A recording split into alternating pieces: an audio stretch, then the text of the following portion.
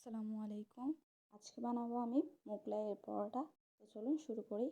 প্রথমে 2 কাপ ময়দা দিয়ে দিচ্ছি, তারপর হালকা কর্নফ্লাওয়ার, লবণ, চিনি দিয়ে দিলাম, তারপর তেল দিয়ে মেখে নিব ভালো করে। মেখে নেওয়ার পর পানি দিয়ে মাখবো, ভালো করে মেখে নিব একদম, যাতে একদম ভালো করে সফট হয়। তারপর মেখে ফেলার পর একটু করে তেল দিয়ে রেস্টে রেখে দিব। তারপর দেখুন কত সুন্দর লাগছে।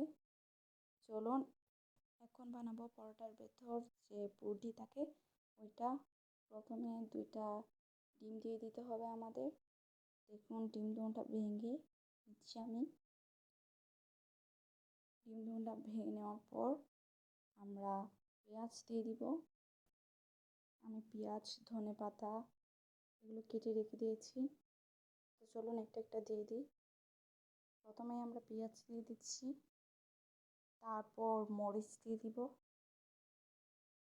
মরিচ দেওয়ার পর ধনেপাতা দিয়ে দিব, টমেটো, তারপর ধনেপাতা একটা একটা করে দিয়ে দিব।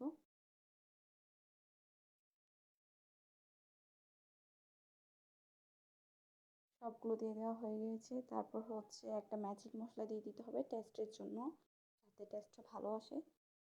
তারপর লবণ দিয়ে দিব একটু করে। এটা মেখে রেখে দেওয়ার পর রুটি বেলে নিব সুন্দর করে আমরা। রুটি বেলার পর আমরা যে পরোটার ভেতর পুরোটা সুন্দর করে আমরা দিয়ে দিব, যাতে চারিদিকে একদম পারফেক্টভাবে হয়। তারপর আমরা হচ্ছে পুরোটা দিয়ে দেওয়ার পর আমরা সুন্দর করে ওইটা, তারপর সুন্দর করে পাশ দিয়ে দিতে হবে চারিপাশে, যাতে একদম বোঝা না যায়। খুব সুন্দর করে পারফেক্ট এটা দিতে হবে, যাতে তেলে দেওয়ার সময় যাতে ভেতরে যে পুরটা দিয়েছি ওইটা যাতে পড়ে না যায়। একদম ভালো করে দিয়ে দিতে হবে। তো তারপর হচ্ছে দিয়ে দেওয়ার পর আমরা এটা তেলে ভেজে নিব। দেখতেই পাচ্ছেন এখন এটা হচ্ছে আমরা তেলে দিয়ে দিচ্ছি। প্রায় 10 মিনিট মতো এটা রাখতে হবে। ভেজে নেবেন যাতে খুব সফট হয় আর মচমচে হয়। দেখতেই পাচ্ছেন খুব সুন্দর করে নিয়ে নিলাম। এবার এটা খুব সহজে আমরা কেটে ফেলতে পারছি। এটা কিন্তু খেতে খুব মজা হয়েছে, সত্যি খুব মজা হয়েছে। আজকের ব্লগটি এতটুকুই। আসসালামু আলাইকুম।